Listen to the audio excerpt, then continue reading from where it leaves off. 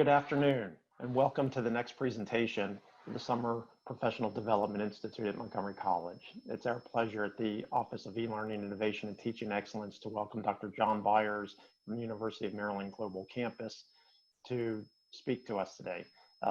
John is the third speaker in our series. We'll conclude tomorrow with Dr. Thomas Bailey, also from UMGC. At this time, let me turn it over to my colleague, Shinta Hernandez, to introduce our speaker today. Good afternoon, Montgomery College. Wow, I'm so thrilled to see this many people on Zoom. So thank you so much for being here. I'm Shinta Hernandez, Department Chair of Sociology, Anthropology, and Criminal Justice at the Tacoma Park and Silver Spring and Rockville campuses. And I'm proud to introduce our third presenter during Professional Week 2020. So please welcome Dr. John Beyers. He is the Program Chair and Professor of Mathematics and Statistics at the University of Maryland Global Campus, UMGC. He leads a department of more than 200 faculty to serve the educational needs of over 20,000 non-traditional, underrepresented undergraduate students from around the world.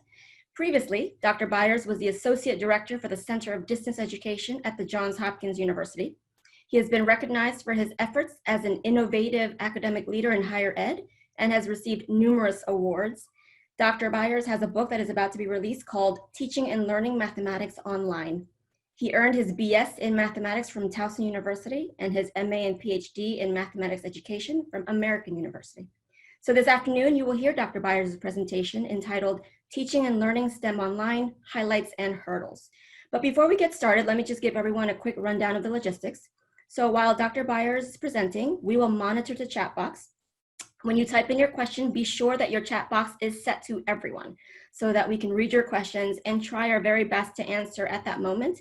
But we'll also allocate some time at the end, last 15 or 30 minutes or so for a Q&A session. So you'll have an opportunity to ask questions then.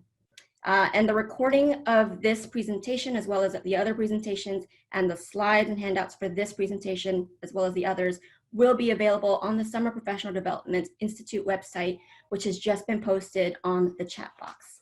So without further ado, let me introduce to you again, Dr. John Beyers.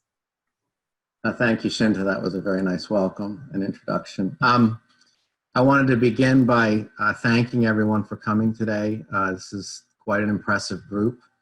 I'm familiar with your campuses. I work and have collaborated with many of the faculty, particularly in math and statistics. Some of them actually teach for me. I was really excited by this invitation to be a part of the conversation. And that's the way I see my role today, is just being a part of a conversation, sort of a place where we can all come together and talk about some of the highlights that MC has been doing over the last few years that's led you up to this particular point.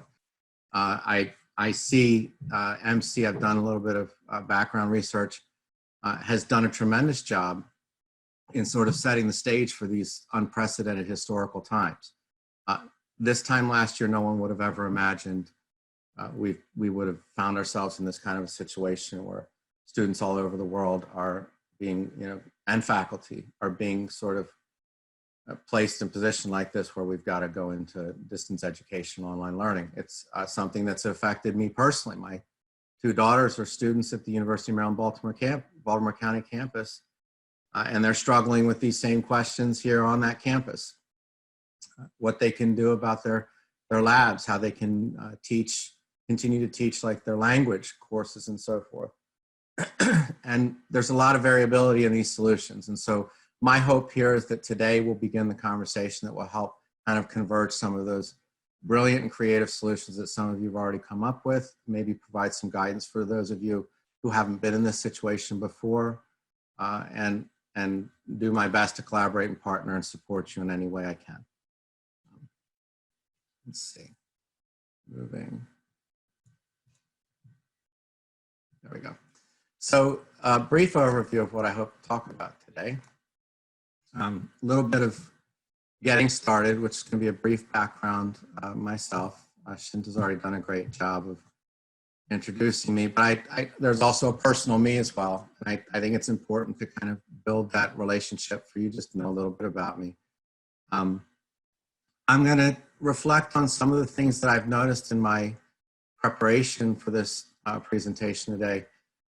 What I see is what MC has in its assets already, some tremendous highlights. I'm really impressed by the work that's been done on all three campuses that has sort of preemptively prepared you for this, this process.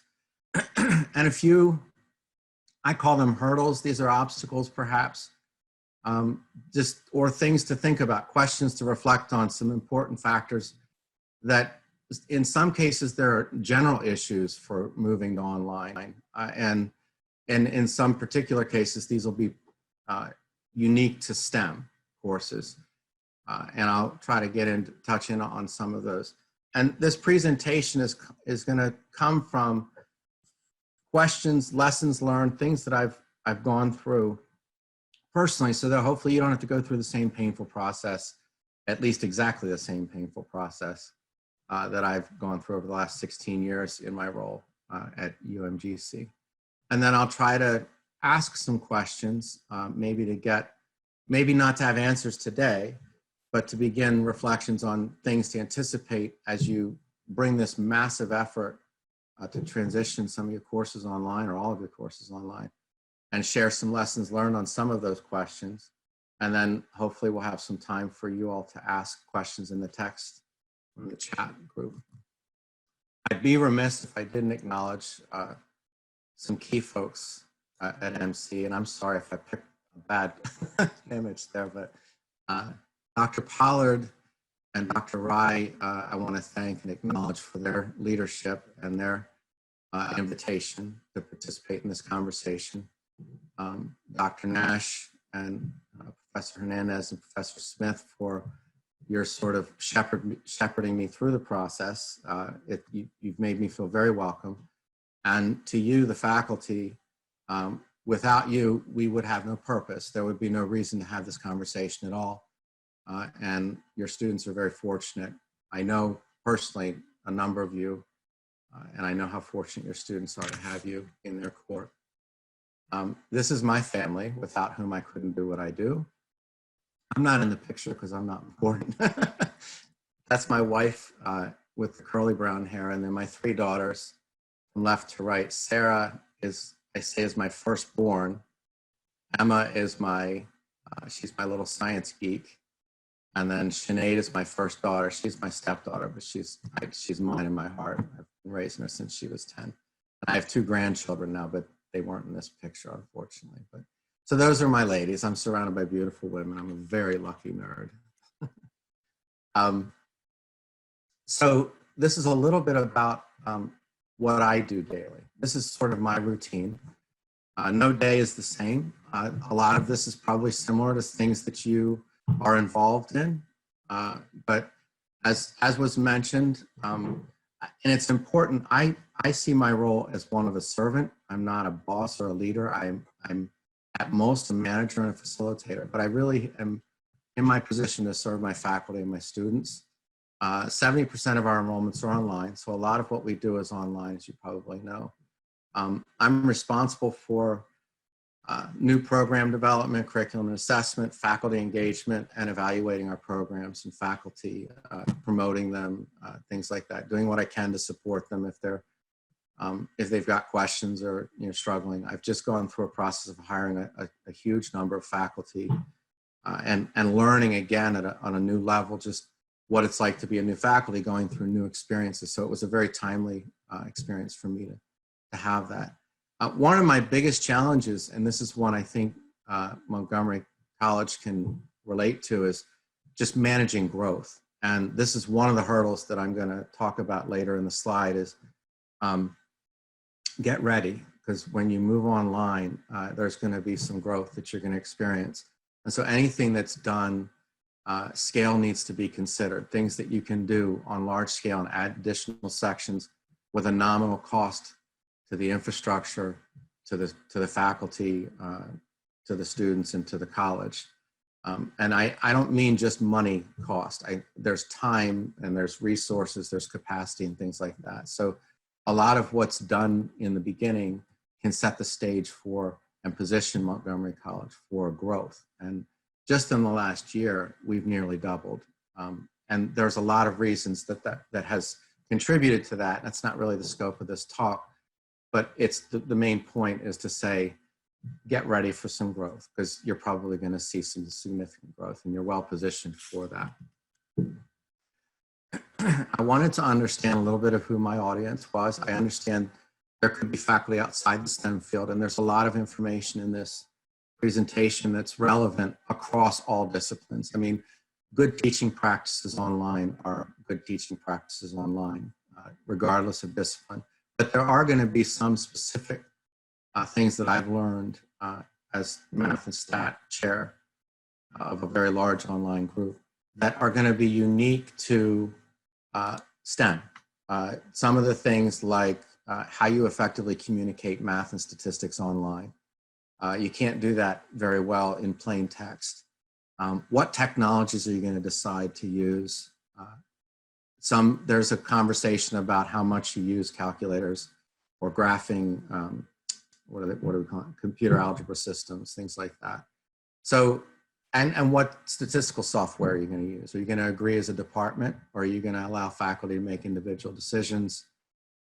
There's lots of different STEM-related, STEM-focused kinds of questions. Labs, are you going to, adopt a lab for virtual labs and things like that? Are you going to try to create things in-house or adapt certain things out there and modify them for your own, customize them for your own needs? So I hope that this captures the STEM audience, and I do not mean to exclude our non-STEM friends. So some of the highlights that I wanted to, and you probably know this, but it's nice, I hope, for you to maybe hear it from an outsider looking in. When I looked, I was anticipating a lot of these things would not have been in place, and they were, to my tremendous surprise, and impressed that they were. I know firsthand you have strong leadership, and that goes all the way to the top, the president, and then your senior vice president and chief academic officer, and then the department deans and chair and the faculty. You can tell there is a sense of leadership across the campuses, and very resilient faculty and students. I can't imagine the challenge that must have taken place on that campus, pulling together the Corona advisory team, the emergency remote teaching, continuation of instruction plan, all kind of on the fly. It's like you're in a ship that's at sea, and oh, by the way, here are the materials to build the ship. So you're really at sea without a ship, and you're building the ship. Well, you at least did have a pretty well structured base, and I was really impressed with that. You're achieving the Promise Academy, providing remote services, and building over the last 4 or 5 years. You were already kind of maybe unknowingly preparing for this time, launching the online degree programs. You have OERs. I know OERs are not perfect. We have been using them since 2014. It's not a panacea, but what it does allow you is some ability to be nimble and quick with making curriculum updates, changes, and so forth. But it does put the onus on the institution and the faculty for online procuring. And I'll talk a little bit about that when I talk about some hurdles. Some of the highlights you may show up as hurdles as well. And then your online extended winter sessions. So these are things that you were putting in place. Little did you realize that you just have to do this sort of on a massive scale. The MC's infrastructure, your learning center back in 2009, your LMS, I put the elite group separate because I see that as like really kind of like the base for all of the operations that will begin to unfold here. But you've already put in place, you had a massive update on the LMS and building out some features that in my conversations with faculty and students across the country when I was working on the book, one of the key things that come up are students in math and statistics and science. One of the things that's unique to STEM that is maybe a little bit less to a degree in non-STEM fields, but there's still this anxiety, is a tremendous anxiety on the content alone. Overcoming the anxiety of learning math, period, and then add on to that the anxiety of learning online, and you don't have that psychological comfort of an instructor right there to ask you questions real time. So some of these resources like Blackboard Collaborate and Zoom video conferencing sort of mitigates to some degree. It doesn't cure it all, but it mitigates that anxiety that students can have when they feel disconnected or not engaged. And that sense of community and belonging is so important in the online environment. I'll talk a little bit about that towards the end. And then just finally touching on the MC Elite, I was very impressed by how that was pulled together. I think centralizing an effort like this is important for the general common infrastructure. And then there are going to be unique components that departments will probably want to be a part of to help build out specific things for their course needs and their student needs. And so I'll talk a little bit about that when I get onto the hurdles. So here are some of the hurdles. And these are things, I'm not telling you anything you don't already know. I think that if we pulled the 200 plus faculty who are here today, a lot of this is quite honestly common sense. That's not to say that it's common knowledge.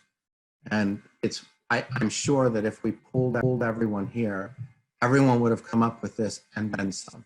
I have a saying I was sharing before we got on. If I'm the smartest one in the room, I try to find a new room. I do believe in surrounding myself with people who know as much or more than I do about things. And a lot of what I've learned from my faculty over the years, working with them and collaborating with them. One of my most valuable learning resources is when I get to go in and observe and evaluate classroom teaching.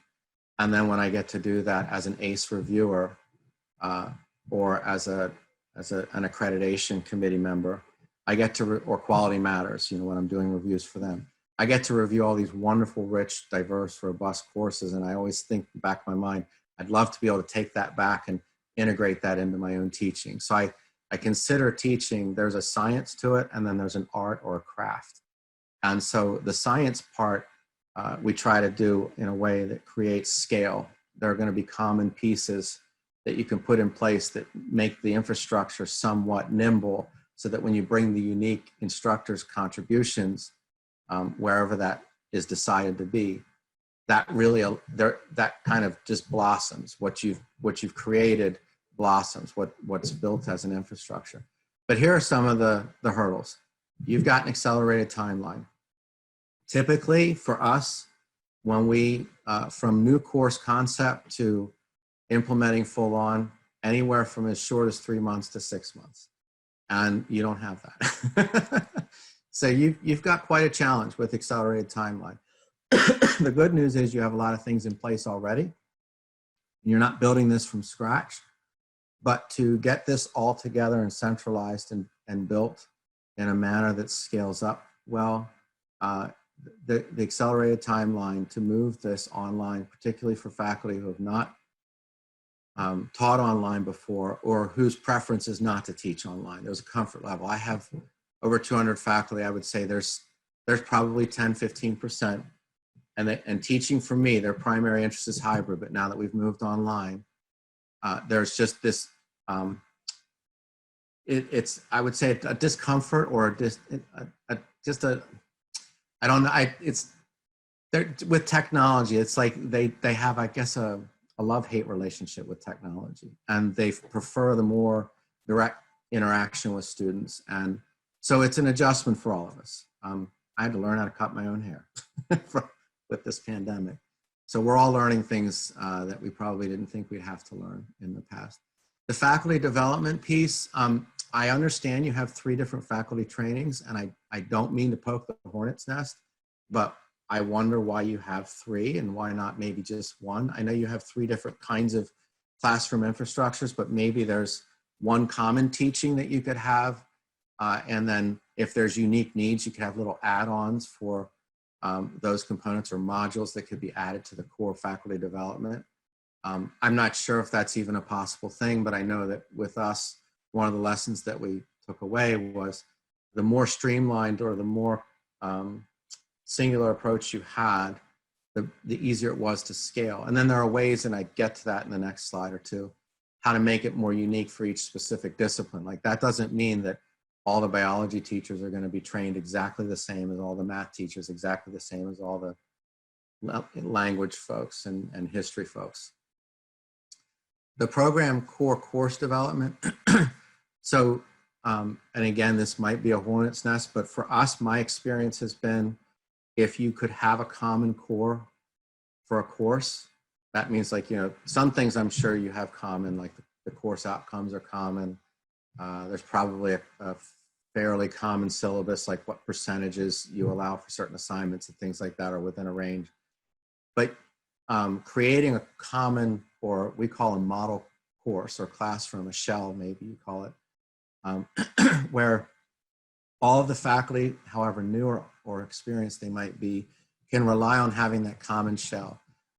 And then the unique faculty can have, you know, their own unique stamps on these courses. It doesn't mean that you have to teach exactly the same way, but everyone's on the same page. And the analogy I draw is it's like agreeing to a common textbook. Just because everyone is using the same textbook for the same course doesn't mean they're teaching it exactly the same way. So it's just having a common roadmap, mainly for the students so that they can have a similar experience from one course to the next. And they're not learning all over again how to interface or interact with key components in the LMS. I know Blackboard is common, but there can be lots of variations in how Blackboard's used. And if you can bring that variability in a little tighter, it makes it easier on students, and you have better, we found to have better success rates if there's less variation in the actual user interface experience. In STEM, in particular, synchronous versus asynchronous can be an important conversation. I don't want to insult intelligence if you know what that means already. But I'll say it for the sake of just covering my bases. Synchronous means you have an agreed upon time where you either require or you strongly recommend, and that's a department or college-wide decision that's made. That's not my decision, but for our hybrid courses that went online or any face-to-face courses that went online, we do have a required synchronous component, and that's largely because of the tuition assistance or the VA benefits, the agreements that we have with the military or employers who were paying, or, you know, the tuition. They're expecting a face-to-face component, and so to meet that, we have a synchronous meeting through Zoom because we have a different LMS that doesn't have video conferencing like the Collaborate does. But Blackboard Collaborate's fine too. But either one, you have a video conferencing that would have the same meeting time as would have been your face-to-face classroom meeting. And that would be the synchronous. For our online, it's all asynchronous. Although individual faculty may have virtual office hours, I don't require that of faculty, but that would be a department or school decision. In the middle is probably the single biggest challenge for us that's ongoing. And it's not one that I think this one conversation could adequately touch on. In fact, it's probably, I'm already talking with my co-author on the next book idea, and academic integrity and online education is going to be the topic.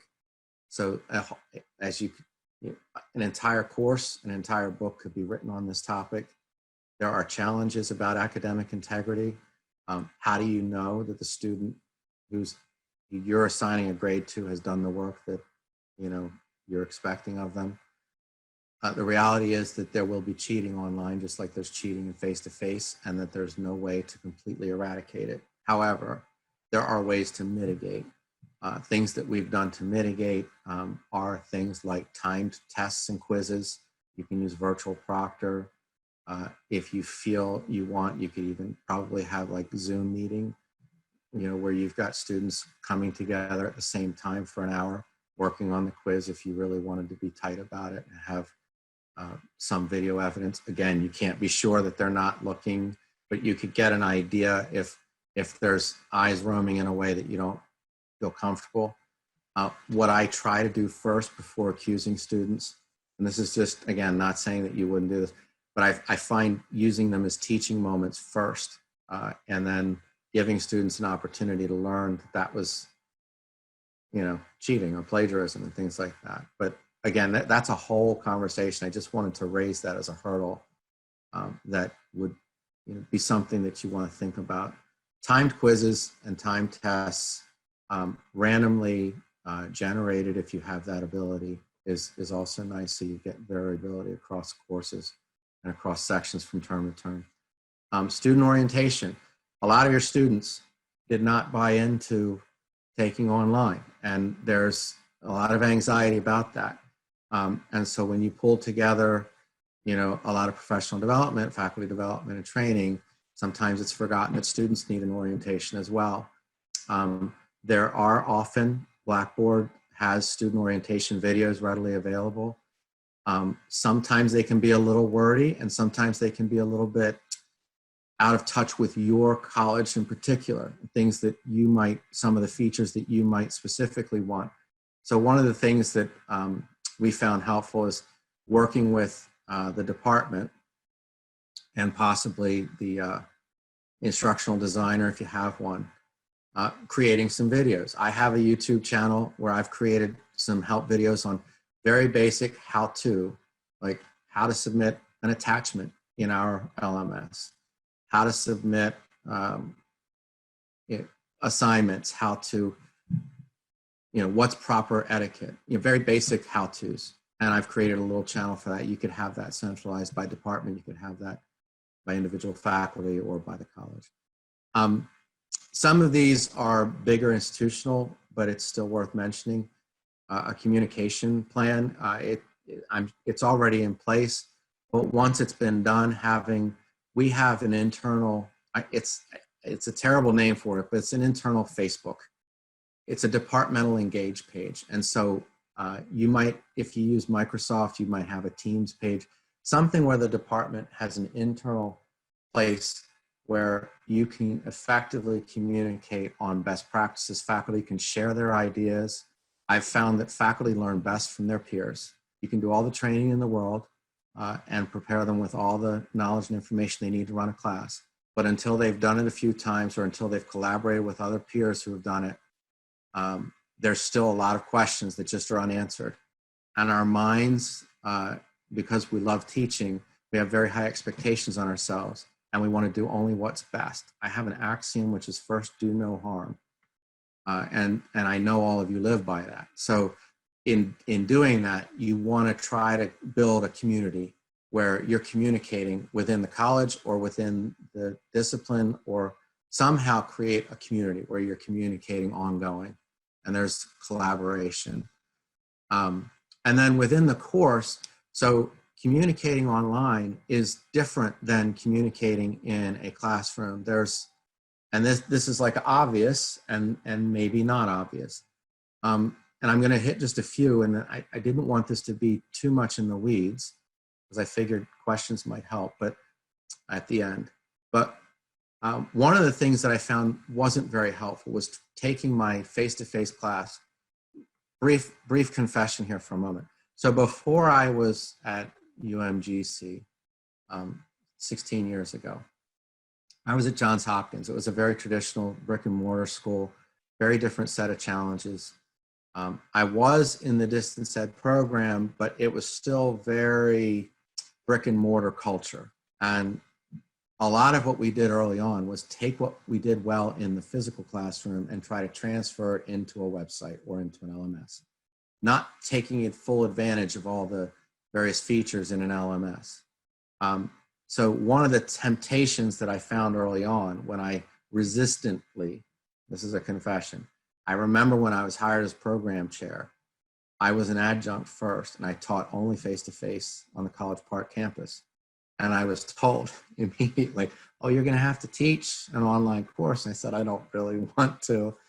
And they said, well, it's part of the job description. I said, well, okay, I guess I have to. So I went in kind of dragging my heels. And my first time I did it, I took a lot of my notes, which I thought were the best notes in the world. And I put them in my online environment, very nice and organized, but they were very text dense and rich in information, but not very consumable. Lots of information overload. And so how to parse that out and break it down, I don't really, this is a bigger cultural question. If we have sociologists here, I'm sure they have better answers to this, but we understand that our students are getting younger. I mean, I don't mean that they're all young, but they're younger, a lot of them, and they're coming out of the technology age where their attention spans are fairly limited. And so giving them consumable, modularized information that is packed full of what they need, and give them time to take it in and the time to practice it and put it in practice and think critically. So how do you effectively communicate that? How do you parse it up in ways that it's not information overload for either you or for students, is an important consideration. And then finally, one of the hurdles, and this is an ongoing, if you go with OERs and if you go with publisher vendor, that it's not, that either one's going to have cost. I see the publisher vendor cost. There's a cost to either students or to the institution, depending on if they want to subsidize that. But typically it's carried over to the student. And then there's orientation and training and so forth. With OERs, there's less cost to students, but there's more cost internally to the institution. There's ongoing procurement, keeping things updated. Links can go, we call it link rot. They can decay after you link out to a website, even if it's a government website. A lot of data sets, links change or they get taken down if they're on furlough. Just lots of different things that we can't control outside of the institution. So one of the things that is an internal cost, whether it's time, money, resource, is just the ongoing maintenance of that OER process. So just transitioning to OERs is a huge leap, but the ongoing procurement, maintenance, updating, upkeeping is a continued effort that's almost semester to semester, and to some extent, even within a semester, if you've linked out to various, say, video libraries and things that you haven't housed internally on a server. So these are some of the lessons that I've learned. And with lessons, my background is in mathematics, so I usually like to know what's the problem we're trying to solve. I know some people might say I don't like to call it a problem, but that's like, this is a problem. I don't know that you would have chosen to try to move this quickly, this massively in such a short period of time. So maybe it's a problem to be solved. It's not a problem to be a problem forever. And how is face-to-face pedagogy different than online pedagogy? There are some similarities. Good pedagogy is good pedagogy, but there are going to be some differences. And I'll talk a little bit about that from my own experience, both as a chair and as a teacher. What does faculty professional development look like? I understand you have 3 different trainings. I just ask, I don't mean to suggest that it needs to be, but perhaps it could be 1.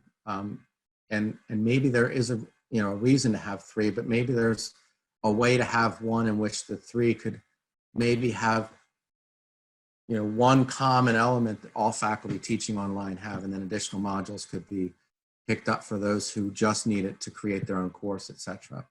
What do model classrooms look like? Now, a model classroom for us, and this is just for us, I'm just sharing, like I said, some of the best things I learned was by looking at other people's great ideas, not coming up with my own. Common things that are common, like a common syllabus, common outcomes, common discussions. So we try to have the same type of discussions. We always have an introductory discussion where students can come in and introduce themselves, the faculty member introduces themselves.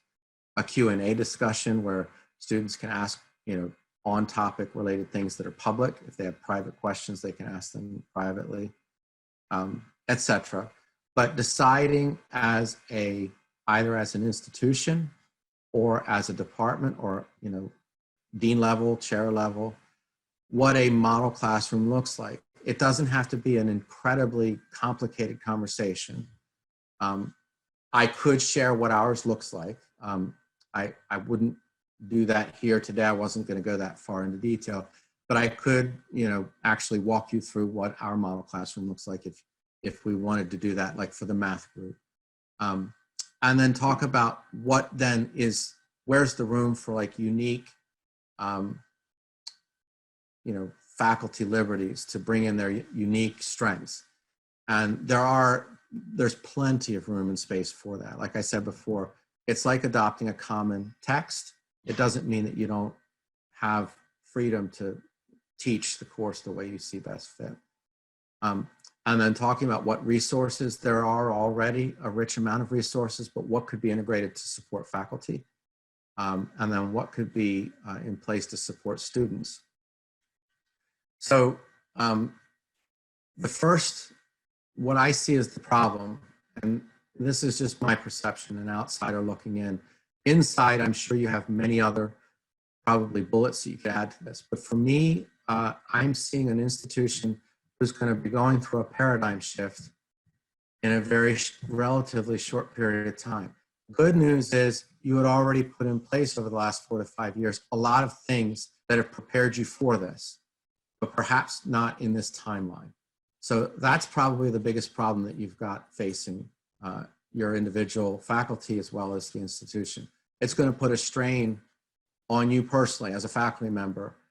Change is difficult and it's not fun. It can be exciting, but there's a lot of uncertainty. And I know one of the biggest things that come from my faculty is they just want to make sure they're doing the best possible thing they can do, and they want to make sure they're in a position to do that. And the leadership is going to be playing a key role to be a support to help them do that.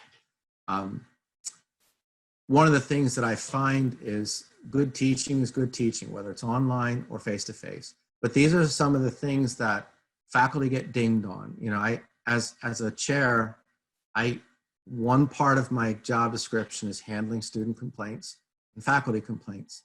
I get complaints from faculty about students, and I get complaints from students about faculty. And typically they come around these common themes. And so this is not unique to an institution. This is an institution, UMGC, who's been doing this forever, teaching online, and we still get these. Faculty engagement. Students feel sometimes, because that online environment doesn't have a physical semblance of a classroom, they don't feel as engaged and connected. So that faculty engagement going in the classroom with some regular routine, whatever the institution decides. For UMGC, the expectation is within every 1 to 2 days. You check in, and checking in means you do some teaching action, whether it's responding to a student, posting something, grading something, things like that, updating an announcement. So timely communication, typically the expectation, again, this is institution specific. I don't want to put our expectations onto MC, but one of the expectations is responding to students within 48 hours if they have a question, and providing feedback on a graded assignment within 1 week. Now, the discussions are graded. We have, and these are actually very popular with students. There's 2 different ways we do problems. One is homework, where they just practice, and these are for their own self-learning. It helps generate questions and things. But we also have problem sets that can be done and automatically graded either through a quizzing tool, or if you have a vendor, that has an adaptive learning component or has some sort of a software set of problems or labs, you might get immediate feedback. But the discussions are problems usually that students will work out by hand weekly, 1 or 2, upload them into the LMS in the weekly discussion, and other students can view those questions and the instructor's response or feedback. It's kind of mimicking the old classroom where you went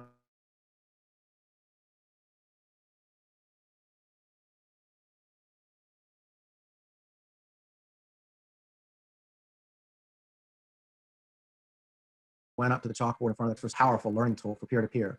Students learn a lot from other students and the posted feedback from the instructor. It becomes a living solutions manual, if you will. So that if you're using OERs that you don't want to post the complete solutions to, maybe it's the even numbered problems you want to keep safe, these weekly problems can be used as sort of solution sets for students to review as they're preparing for the quizzes or the graded assessments. So faculty professional development. There are some obvious pieces, and then there's some other parts. So what we do at UMGC in our department, there's general training that we do through our faculty development system. It's probably be through your elite group, whoever handles the general faculty training. But then we have specific discipline-specific mentors.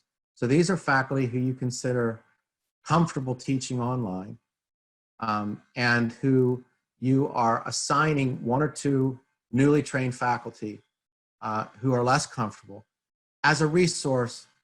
And this can either be a paid role or something that you assign maybe to a full-timer. And if they have enough mentees, they might get a course release. I mean, there's lots of ways to offset the cost or the time. For us, we have what's called a course coordinator role, and we offer a stipend if it's an adjunct. If it's a full-time person, they might get a course release if it's enough people. There's a formula. And then one of the most valuable training components, because there's a cycle through, is the shadowing. We always put a new trainee into a just finished course so they can see what a complete online course looks like. Typically, we want it to be a good exemplary course that we consider a course that a senior or an expert or experienced teacher has taught. You may not have a whole lot of those right now because you're transitioning. That might fall on your model classroom. It might fall on the chair of the department or someone who's that first guinea pig. Creating a model classroom, as I mentioned before, we assemble it in a similar way as you would a faculty committee who's about to make a major adoption. So in that model classroom committee,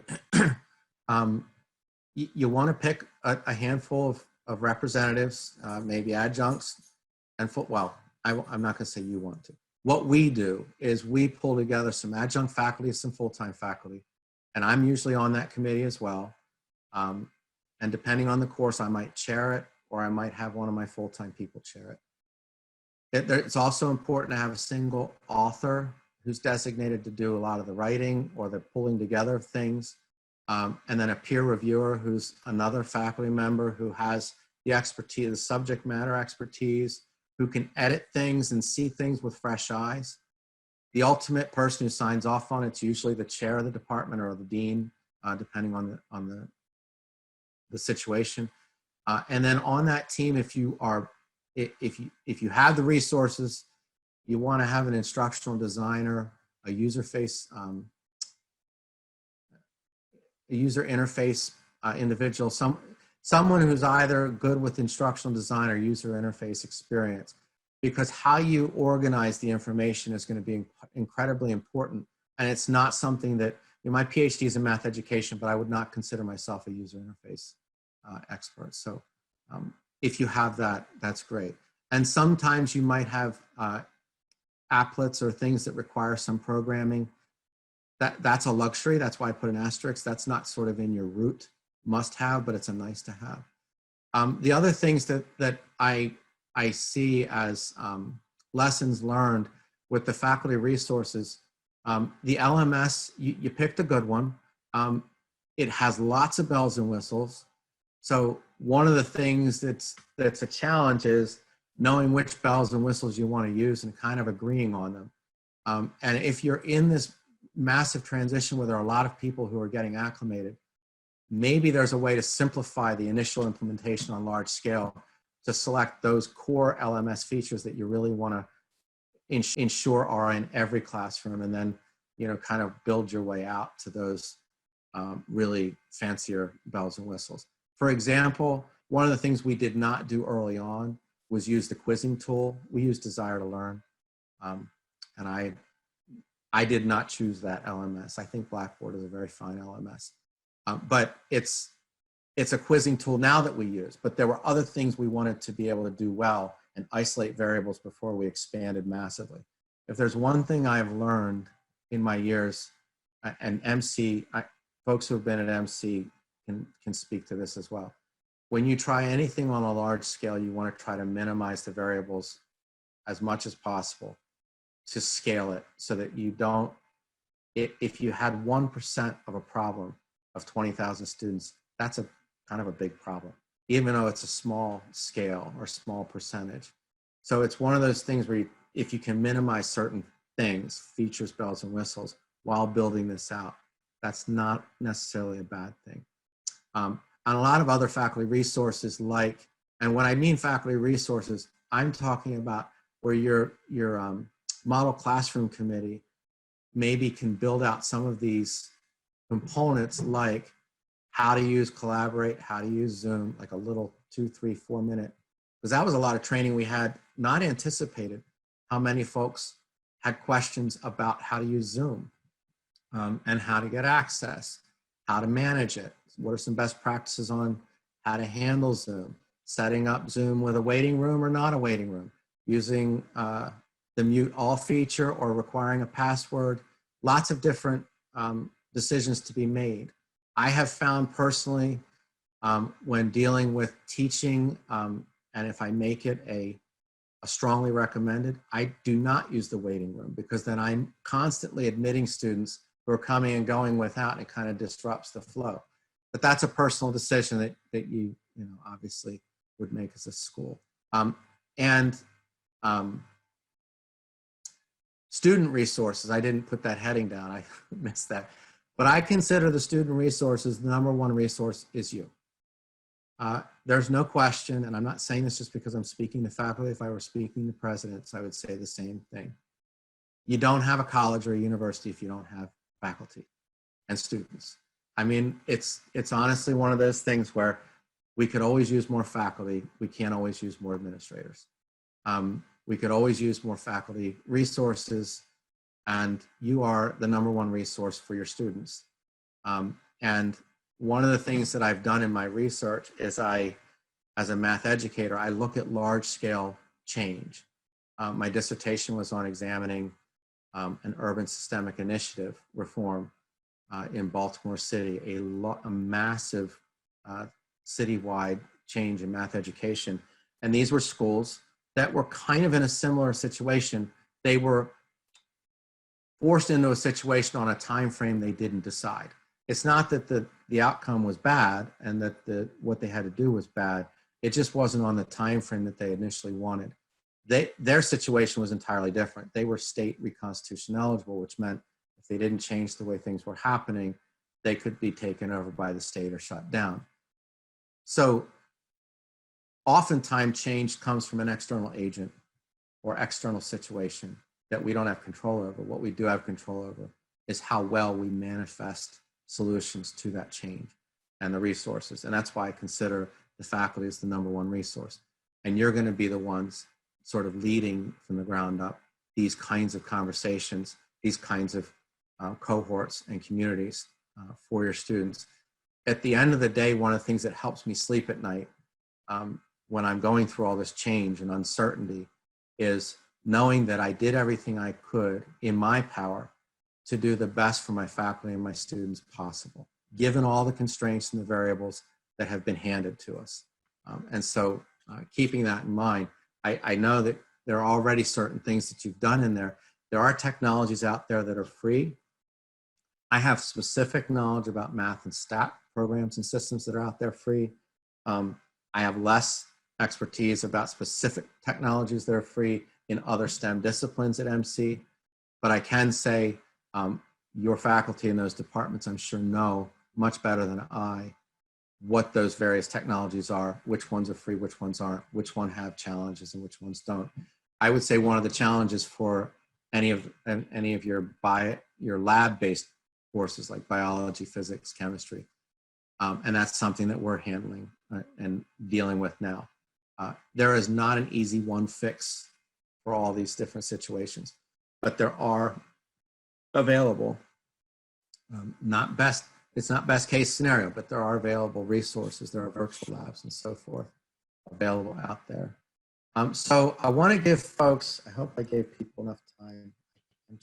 Yeah, I think I did. I hope I did. So I wanted to give folks a chance to chat. My publisher would have killed me, literally, if I didn't at least show you the cover of the book. I'm really excited about this. This was a collaborative effort. Again, I don't want to take credit for anything I didn't do. I was just in the right place at the right time. About 2 years ago, my co-author or my co-editor and I, he's also a faculty member at UMGC, but he is at the Applied Physics Lab at Hopkins. We were having a conversation very much like the one you all are having right now. What are some of the unique struggles? Now, we focused on math and statistics, but what are some of the unique struggles in teaching that online, teaching math and stat online? And we wanted to be a part of a national conversation, because one of the things I was learning very quickly, the more I thought I had answers, the more questions started to emerge. So this is really a frontier that MC is well positioned to participate in. And your students are very fortunate that you're having these conversations and being a part of this process, and open and resilient to thrive, not just survive, but to thrive. I'll be quiet and take any questions. I'll do my best to answer if I can. All right, Dr. Beyers. So I've been trying to keep track of all the questions that have been coming through the chat box. There are a lot of them. But let me just say to the audience first, we will try our best to answer all these questions, but if we can't get through all of them, we will review the chat log, and any questions we did not answer, we can answer those questions at a later date, if that's all right. The recording of the presentation as well as slides will be available on the Summer Professional Development Institute, so you can always go back and review that. So let me start off with a question that was asked much earlier when you talked about cheating. There were a couple of questions I'm just going to compress into one or two. Have you tried oral exams or any other kinds of assessments as a way to follow up with the written exams? And if so, how well did that go? So that's a great question. That's a challenging solution for scaling. I do know that we have in some of our writing and some of our foreign language departments, they did oral. What's difficult with that is deciding whether or not you're going to have a collection, like a whole class group. It becomes difficult to manage because in a way you might be, there could be some FERPA issues when you're dealing with graded assignments and doing things that other students can witness. I get away with that on the discussion problem sets that I talked about because that's more of a participation grade than a quiz or assessment.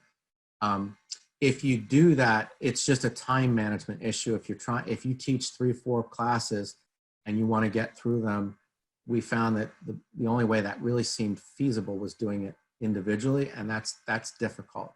If you're interested in some solutions, some of you probably know this, there are virtual proctoring, like ProctorU is one, that integrate with an LMS, depending on what the LMS, I don't know what Blackboard's partnership is, but that's usually a feature, but there's a cost to the institution, and it's not a trivial cost.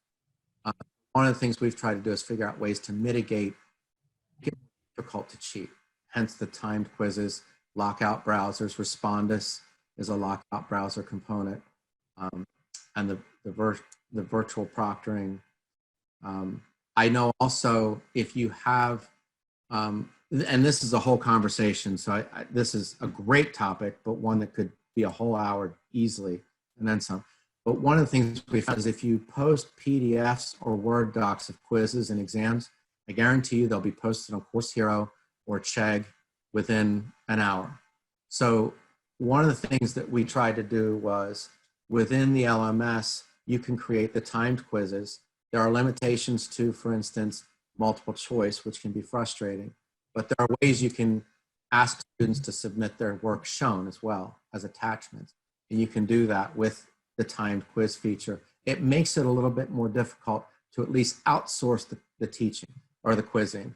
You still might find a student who, even in a lockdown browser, has a second laptop or an iPhone, and if they really want to be resourceful, can Google it. So the timing of it, it's like having an open book test. If you time it in such a way that it's fair for the students who are trying to do it honestly to complete it in, say, an hour, but it's virtually impossible if they're going to look up something for every quiz, like an open book, to finish it in that hour. That has mitigated it, where you might have a student who's answered 3 of the 10 questions perfectly, like a professor would, and only a professor could. But then there's 7 blanks because they couldn't get through the quiz.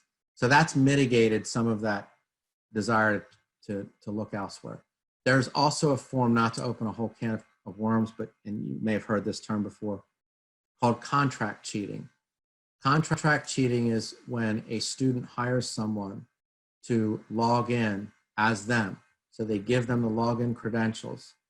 And I'm saying this as an institution because there is an institution solution to this problem, but you need to know about the problem first.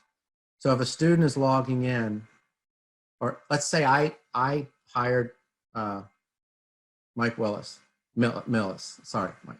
So now I'm going to put, now let me put Shinta on the spot. So I say, I'm not going to do well in this sociology class. I'm going to hire Shinta to log in as me in Blackboard.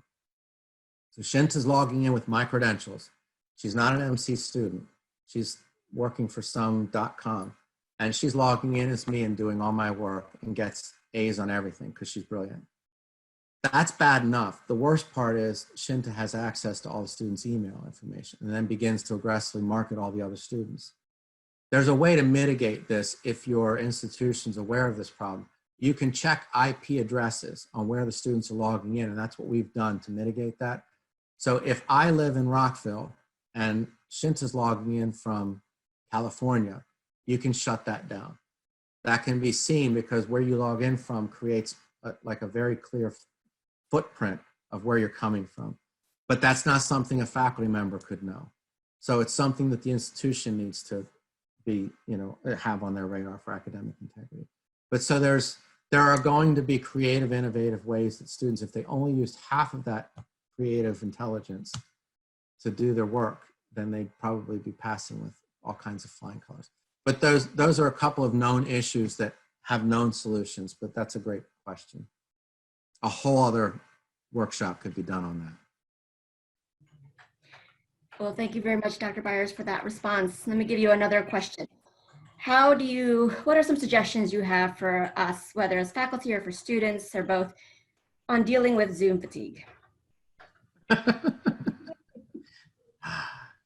I was just talking about this with Shinta in the beginning. I think if you ask my wife, which I can't let you do because she would totally throw me under the bus. One of the most difficult challenges for me and for you as your committed professionals in this field, we did not go into education to get rich. We did it because we're committed to this vocation, to this calling that we have, this internal desire to help improve the lives of our students. And so there's this genuine commitment and passion to be fully engaged as much as possible. Because I don't have that traditional commute where I transition to work and decompress from work to home, there's just a natural fatigue, this general fatigue. Our schedules have completely blurred between work and personal. And I would like to think my answer is going to be more for myself than for you. I'm telling myself information I need to hear. Is creating a workspace that's just for your Zoom, just for your online work and nothing else. If you have that luxury, if you don't, then do your best to create a place that is minimally used for other activities, and just be very defined and definitive about what you do for work, when you do it, and stop it. And if I had an answer to that Zoom fatigue question, I would be much richer than I am. I think that's a very valid point. All I can really offer there is, as someone who's been experiencing the fatigue myself with this transition in general, not just in online education, but in teleworking, is just trying to define that space and define the time when I begin work, when I end work, and how I very clearly put it as much in a module as I can and then leave it. And I'll let you know when I figure that out. And then you will get rich off of that. I will write another book. Well, there's another question that was asked much earlier about online labs, and you alluded to it a little bit, but what suggestions can you offer to those disciplines that have labs, not just math and chemistry, biology, but also maybe like even the arts that have studios that they have to go into. So what are some thoughts there? So what I'd like to do there, and I don't want to pretend I know everything because I don't. And when I don't, I try to collaborate with professionals and colleagues that I think have more knowledge about that than I do. I have a colleague at Towson University, Lynn Tomlinson, who's an art faculty member, and she's pretty knowledgeable about art in the digital medium, like how to work in that medium. And she's dealing with the same challenges. So from the art perspective, I'll include a list of these names. You don't have to memorize them. I'll email them to Shinta and she can disseminate. I want to confirm with them what I'm doing first, but I don't anticipate a problem. I've got two colleagues in science, one in biology and the other in physical sciences, who could be more specific about virtual lab options and what's out there. And language, I'll reach out to a colleague in our language group to see what options are out there. What I would offer, and I'm not suggesting that this is the best solution, but if you're looking for something quicker than what might take a few days, because time is certainly, your timeline is somewhat tight, is Google is pretty good. And I would Google both open education resources. We have in math and statistics, there's obviously everyone knows about Khan Academy. I think there are things about Khan Academy that are fine. I think there's a lot about Khan Academy. There's so much about it. It's hard to navigate sometimes. There's a lot of bells and whistles on it. If you're looking for free videos that are that have no cost and are ADA compliant, there's one in math called Math is Power, all one word, the number 4 and the letter U, mathispowerforyou.com. And they organize it by different course levels. Not quite like you do with beginning intermediate algebra, but the math folks can figure out which video library sets go with which course that's most likely yours. But here's an important component when in all these different areas, when you're talking about these resources, how you organize them is going to be very important. If you just provide a link to the site and students have to figure out which video is going to be which component, that's going to be very difficult for the students. So at the very least, if the instructor or in the course shell, if you had this, where maybe each week you had a collection of links for those videos, or if you even had them embedded on a server, that's even better. But at the very least, organizing it in a way that it made sense to the student who doesn't really have the expertise that the faculty have.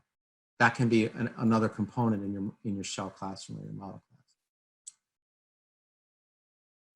All right, we have time for, I think, one more question. And this question is specific to what you do and what you use in math classes. What is, in your opinion, best for math instruction? Do you use whiteboard tools, graph paper? So, okay, again, I could do a whole workshop on it, but I'll try to remember what I said so that they don't have to memorize it or write it quickly.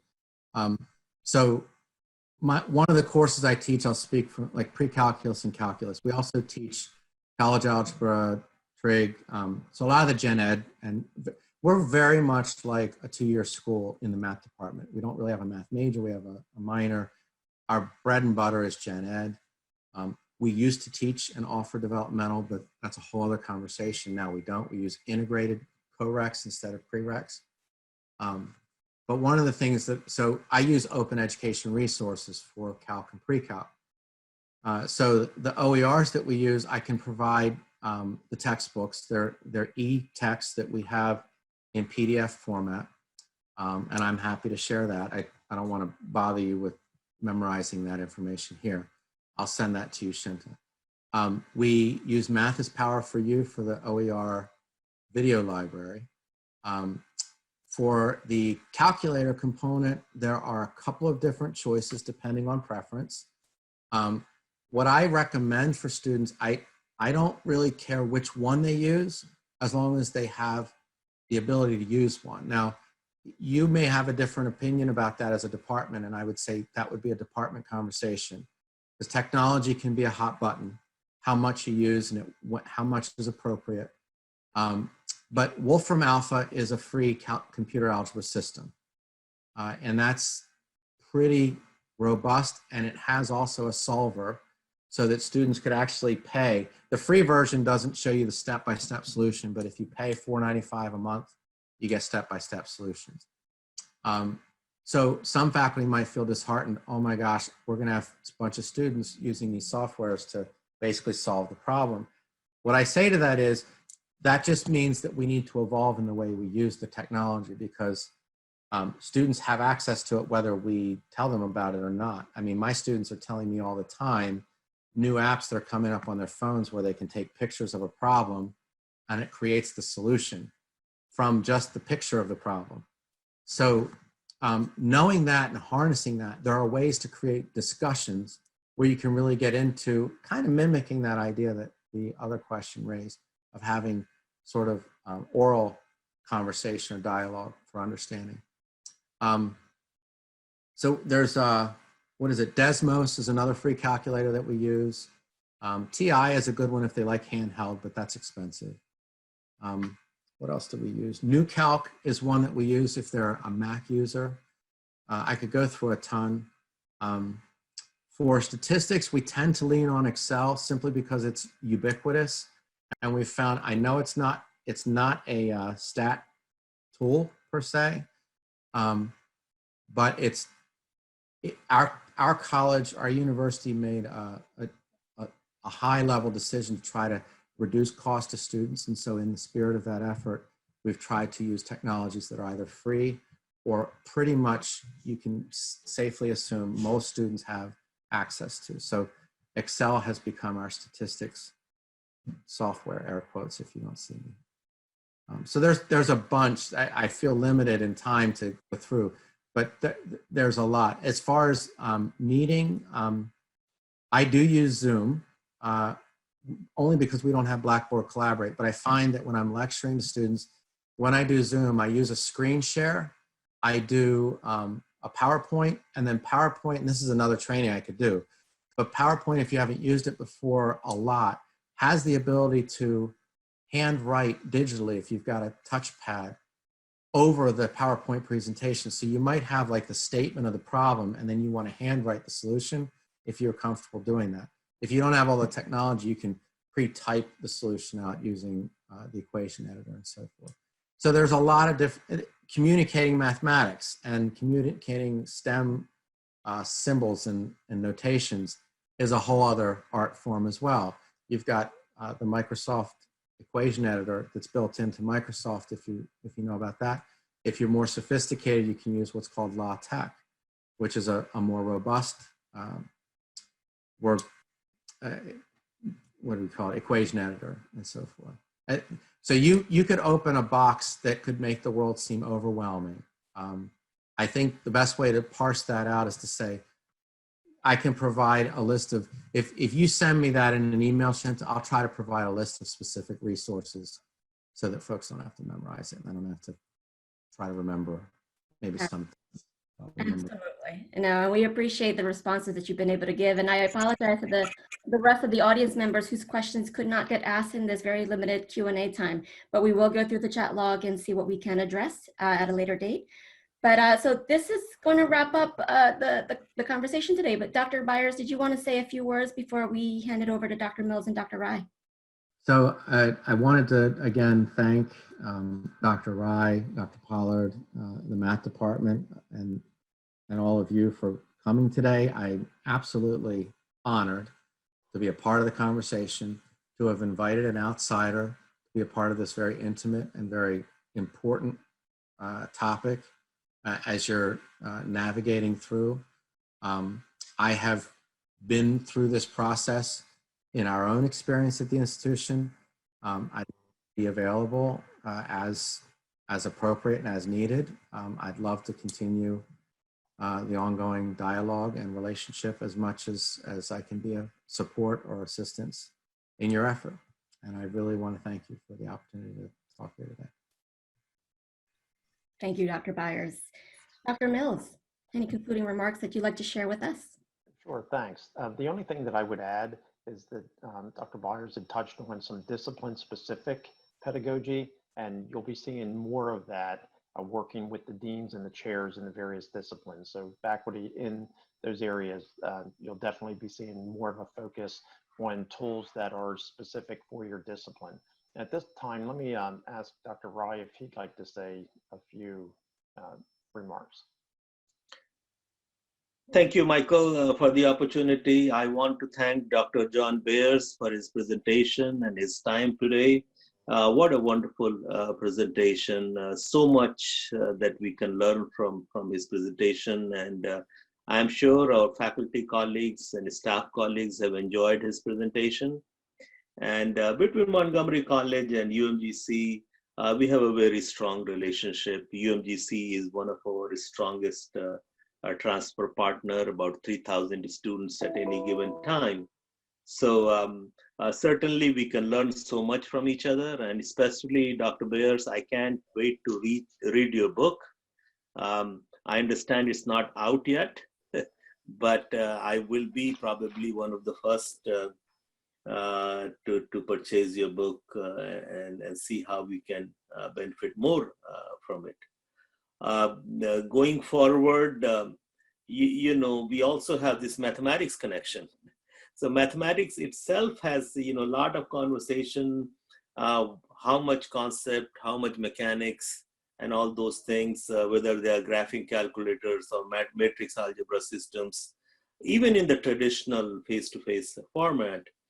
But once you try to adopt all that to a remote format, I think some of the challenges come in your way. In our summer training, Faculty Professional Development Institute, one of the important aspects of that institute is that we have discipline connections. So everything we learn in the institute, how do you apply to mathematics? How do you apply to English? How do you apply to psychology? I think that's an important part. And I would certainly look forward to your support and interaction once we move into to that part of our training. Once again, thank you to Dr. Beyers, and a special thank you to Professor Darren Smith and Shinta Hernandez, who made the connection with Dr. Beyers and made this presentation possible this afternoon. And thank you to everyone. Have a great day. Thank you. And I'd like to conclude also by saying thanks to everyone, Dr. Mills, Dr. Rai, Professor Darren Smith, for all of us getting together and being able to offer this to the college. I'd like to link also the today's presentation to the keynote presentation that we had on Monday that was given by Dr. Katie Linder. So Dr. Beyers today talked about teaching and learning mathematics online. I also want to bring your attention to this book. I think you can see it here. It's High Impact Practices in Online Education, that was co-edited by the keynote speaker, Dr. Katie Linder.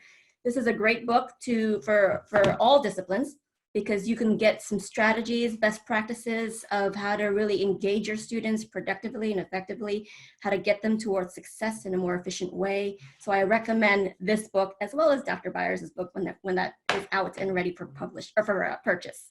So thank you again, everyone. You send that information in an email. I'd love to. Oh, absolutely. I certainly will. Thank you. So to everyone watching, as mentioned at the beginning, this presentation is the third of the 4 presentations lined up this week for the Professional Week Speaker Series 2020. Be sure to sign up for the last presentation, which is to be delivered tomorrow morning, 11 a.m. by Dr. Thomas Bailey, also from UMGC. And if you have any questions, please direct yourself to the Summer Professional Development Institute. When you scroll to the very bottom, you can find information about each of the speakers, as well as their slides and handouts and the recordings of the presentations. So on that note, I want to again thank you all. Stay healthy, stay safe, and please stay MC strong.